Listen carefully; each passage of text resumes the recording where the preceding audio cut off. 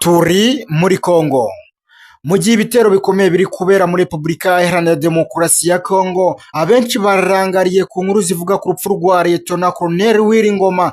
Ni mu gihe n'uyu mushuti we General Sultan Makenga ngo nawe habuze gato ngo yicirwe muri iki gitero. Icyamutabaye ni uko yahise ahungira mu bwihisho bikaza kurangira urufaya rw'amasasu rutamugezeho. Nyuma y'urupfu rwa Wiringoma bahise batangaza ko hari abandi basirikare bapfiriye muri iki gitero. Ndagushimiye cyane wowe wasoje gukanda subscribe, nawe utarabikora uhawe ikaze ku murongo mugari wa YouTube.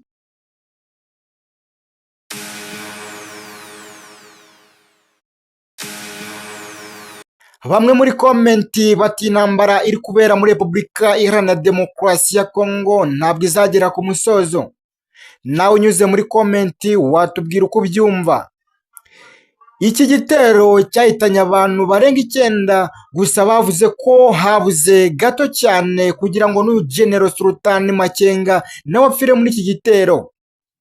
Icyatumye arokoka nuko we ngo yahise ahungira muri kiliziya yari hafi aho imirwano aho yari iri kubera, niho hari hubatse iyo kiliziya, nawe agahita yinjiramo akarokoka gutyo.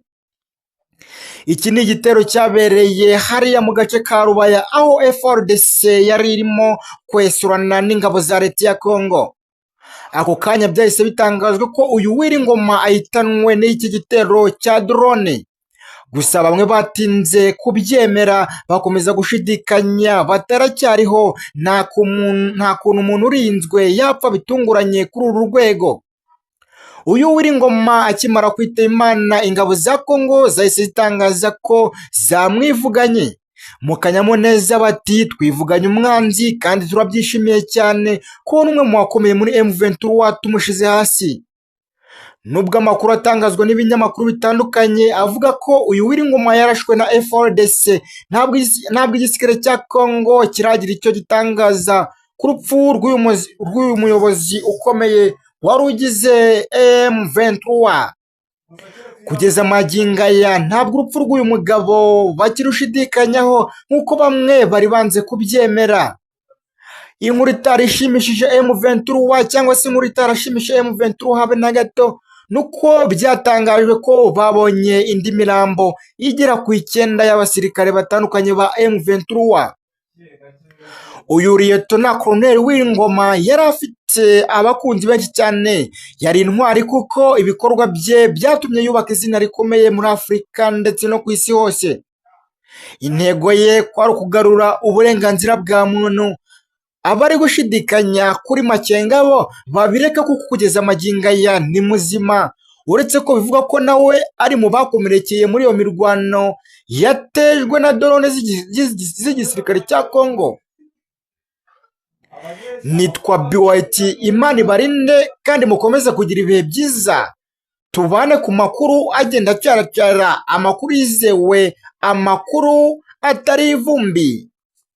Turi muri Congo, ibintu birakomeye.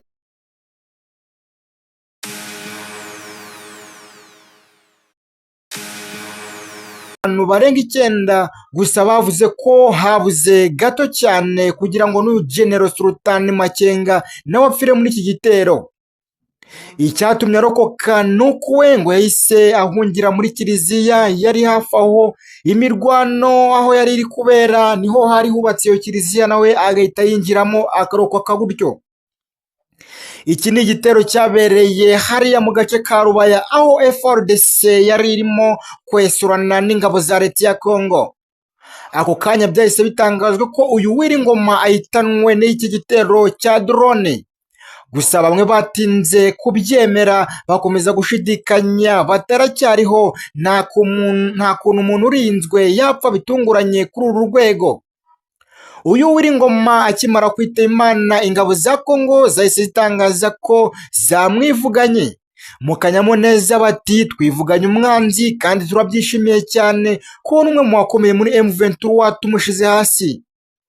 Nubwo amakuru atangazwa n'ibinyamakuru bitandukanye avuga ko uyu Wiringoma yarashwe na FARDC, ntabwo igisirikare cya Congo kiragira icyo gitangaza. Nitwa BYT, Imana ibarinde kandi mukomeze kugira ibihe byiza.